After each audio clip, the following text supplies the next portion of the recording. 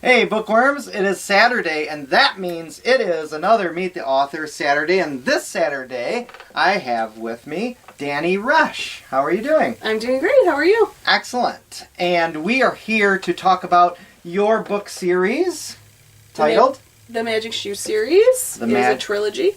The Trilogy Magic Shoe Series. Excellent. And first, let's just talk about yourself as an author. Okay. So, how did you become an author? It took me a really long time to become an author, actually. I loved writing as a child. I wrote tons of stories. And then I ended up getting a car accident when I was 10 years old, and I had a closed head injury, and was taken to all these doctors afterwards, and was told that I would have problems linguistically. So I think I heard that in my head, and I just said, oh, okay, then I'm not going to be a writer. So I switched gears, and I ended up pouring myself into art. So I spent like middle school and high school just in the art room constantly, and then I went on to art school. I have a bachelor's and a master's in fine arts. And it wasn't until my kids were older and I was reading them books, and I was just, it kind of ignited that need to write again. And also there's a part of me was like, I think I could do this. I think I have a lot of stories within me. So I started kind of playing with ideas of things that I was reading to them, and then before I knew it, I started to develop my own story. Okay, we're going to go on a little tangent because art is one of the things I love. I'm not any good at it, but let's talk about that. So what is your favorite type of art, or do you still do art? I do. I've actually started to make some art again recently. My degrees are all in sculpture, and they're in ceramics, mostly clay. And recently in these books, they go to a mythical land where there was a lot of people from different places that they all spoke different languages. So they started to make their stores look like the things that they sold. So in this main town, there's a store that looks like shoes, and then it's so it looks like a shoe house, or a bakery looks like a loaf of bread. So I just started making some of the buildings that are in my books, and having a great time doing it. So tell me about your book. Who is the target audience? I wrote it for, it's kind of like middle grade, upper middle grade. I wrote it with younger readers in mind because I'm a little worried that young people are not enjoying reading as much as they used to. And I wanted to provide a really rich, exciting, fun, adventurous series that I loved growing up. I loved a lot of series growing up, but I was like obsessed with Indiana Jones and Star Wars, and so those things I still hold on to me, those big mythical stories. Okay. So I kind of wanted to create the same thing for young readers. Okay. So yeah, that's kind of, but like a lot of adults read it too. It's kind of the one thing I really like about my book series is I've heard some people, they read it to their kids. So it's kind of like a family affair kind of thing. That's good. And can you tell us about the world you created here? Yeah, it is, well, to start with, what kind of prompted me was I was thinking of a lot of fairy tales were being retold at the time I started trying to write this. And honestly, a lot of them seem to be overdone at a certain point. So I started thinking about nursery rhymes, which is kind of bizarre, but I started thinking of the old lady who lived in a shoe, and then I was like, but in my version, who would be living in the shoe? And it kind of sparked after that. The first book is told from Ren's perspective. He's the guy right here, and he lives in a house that looks like a shoe in the middle of Pennsylvania. And he has no idea why his house looks like a shoe, and everyone in town thinks they're complete oddities.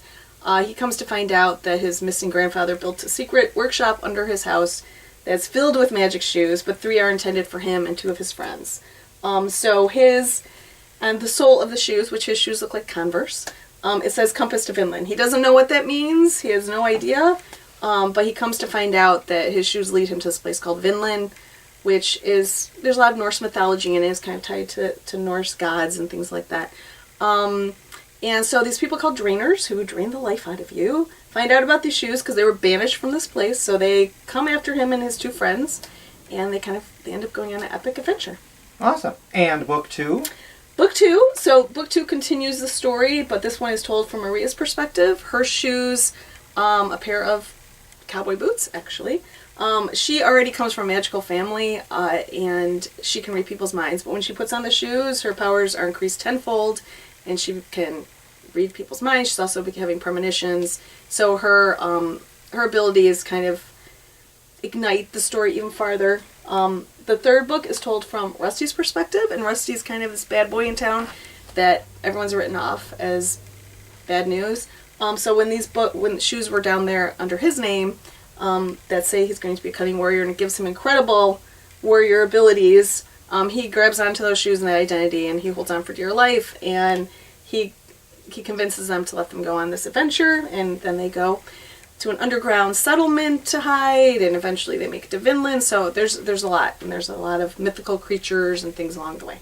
Now, talking to you before this interview, this is where it stops, book 1, 2, and 3, right? Yep, there's a firm conclusion in 3. Yep. And can readers read them out of order, or do you have to read them in order? Probably you should read them in order. Yeah. I mean, I have people, like, online, I've seen people that have read 2 by mistake, and they said I felt like I could get it, but there'd be things you're missing. So I think that it pays to start from the beginning to the end. Okay.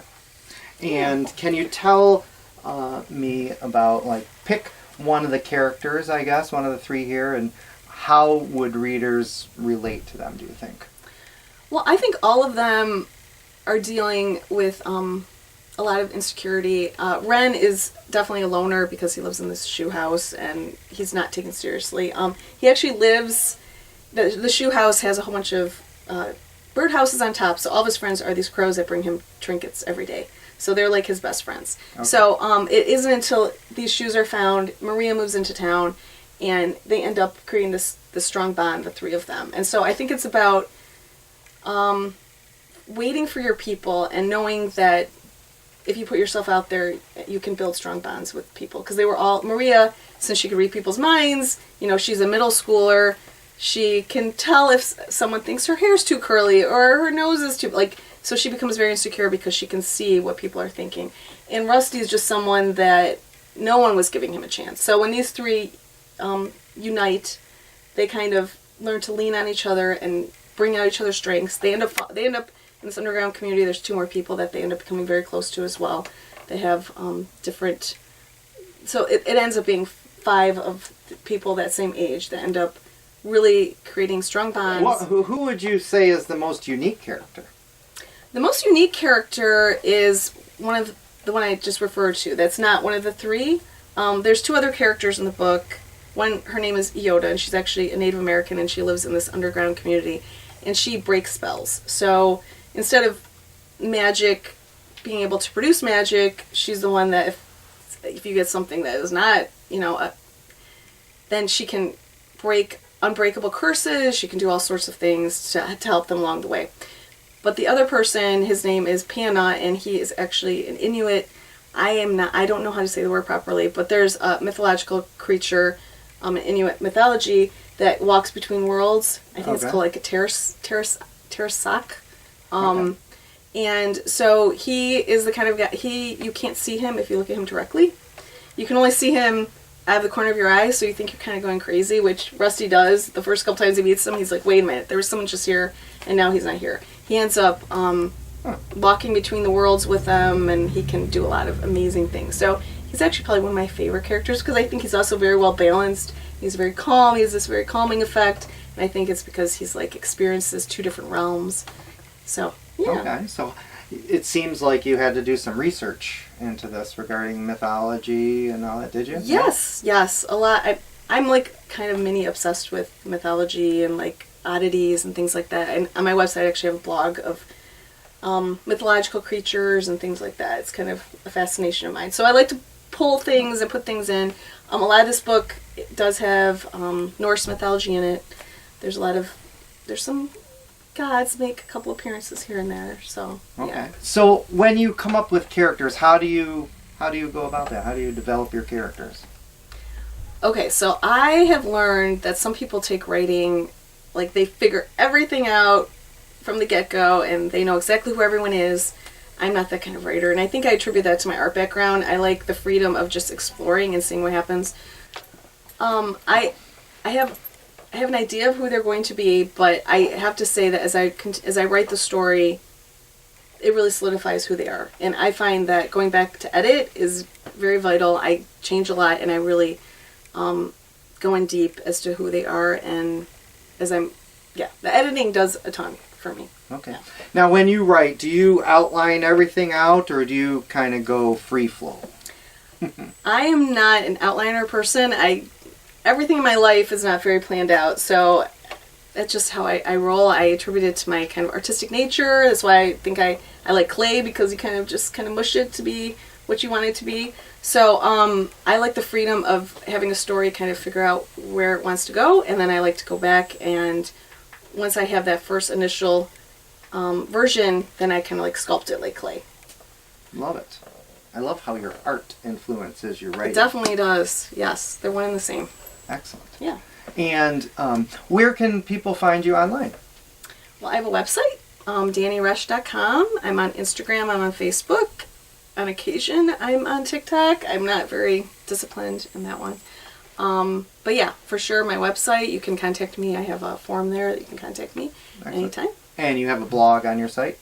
I do. It's actually inspired by my sister when I was young gave me this book. It was called Things That Never Were. And I was like 10 or something when I got this book. And so it's all like mythological creatures, vampires, which, all this stuff. And so that book sparked my imagination. And so I started to kind of write blogs about the different creatures in that, but it's kind of taken off, and I've learned about all sorts of really interesting things. Okay. And what do you find most enjoyable about being an author? Creating and entering worlds. It's a blast. I mean, you can do anything you want to some extent. I mean, you have to stay within perimeters that you make yourself. I'm not one to a book is not going to hold firm if you go off too far, but once you establish your world and you stay within your boundaries you've created, I mean, it's a pretty magical experience. Yeah. Yeah. And after this trilogy, is there anything in the works? Yes, I am writing a YA fantasy right now, and it is about 3 females that there are 2 warring kingdoms that have been warring for 400 years, and so one of them creates this curse that is done through fog, and it comes through, and it renders all the women infertile. So these 3 women live in a community that's in the mountaintops and wasn't affected by this curse.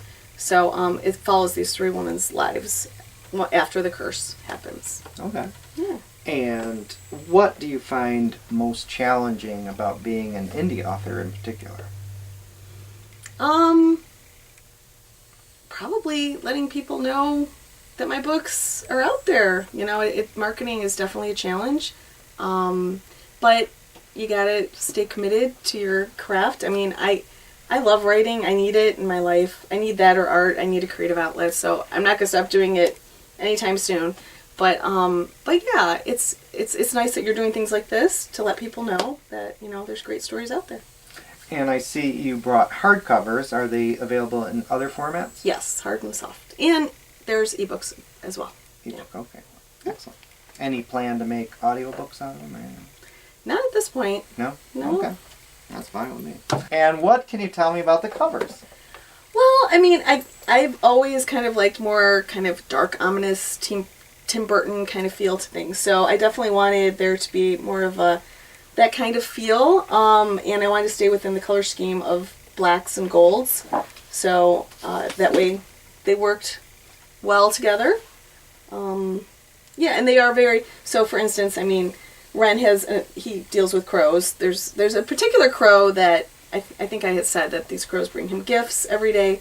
One crow in particular, his name's Tough Guy because he has a dent on his beak because he was known for fighting, follows him throughout the entire series. So there's a significance of those crows. The second book, there's this giant tree that the villains actually are using to siphon magic out of people, and the magic is getting siphoned into these golden pears, which they then eat. So that's the significance of that. And the third book, there is a Norse ship called, again, I don't know if I'm pronouncing it right. I pronounce this Skidbaldnir. It's in their mythology, and they actually end up taking it on a ride. So that is the significance of that one.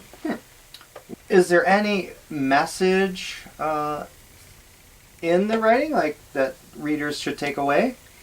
Yeah, I mean, I think I actually deal a lot with also family dynamics. It's not just about their relationships and them having the courage to nurture relationships, because I think a lot of kids, at least in my experience with my children, there's a hesitancy about like reaching out to people nowadays. So I think the message is for kids to have the courage to like reach out and nurture those friendships, but also they all have different issues with their parents and their grandparents that I tie into.